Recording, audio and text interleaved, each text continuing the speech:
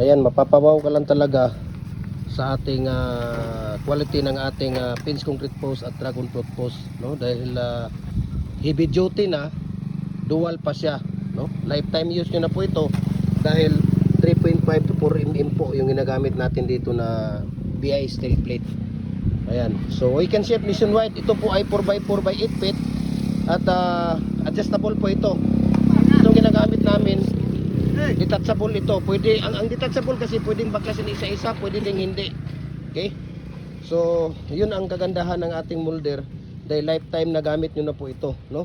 Yan po ang una nilang bunutin ay 2 holes po yan, no? 2 holes po. Ginagawa natin semi-special na 4x4 by 7 feet.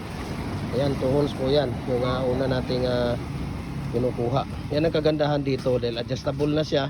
Pwede ka nang gumawa dito 4 feet, 5 feet, 6 feet, 7 feet hanggang 8 feet. No, we can ship nationwide. Kahit saang sulok mo kayo ng mundo, kayang abutin ng ating cargo. Message nyo ako, i-share ko sa inyo ang price list sa shipping details dito. Ayan. Dito, dong, baliktad mo dong. Dito ka dong. Baliktad ka dong, dito ka dong. Ikaw mo kabalo dito. Ayan. Saglit lang ha. Ayan, sige. Taas. Ayan.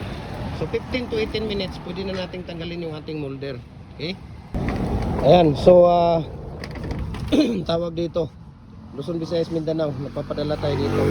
At ipalo nyo yung ating Facebook page, Jim Hardware and Kukulamber Concrete Products, Balulang Branch.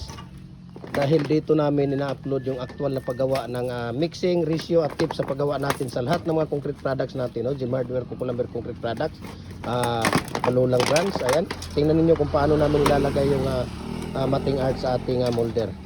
Jim Hardware, Kukulamber Concrete Products, Kanituan Branch, Triple A and F Kukulamber. Ang ating YouTube channel, Jim Hardware, Kukulamber Concrete Products. At saka yung ating personal Facebook account, Felix Tan Pagikan Jr. At saka yung ating Instagram, Felix_Pagikan 2000.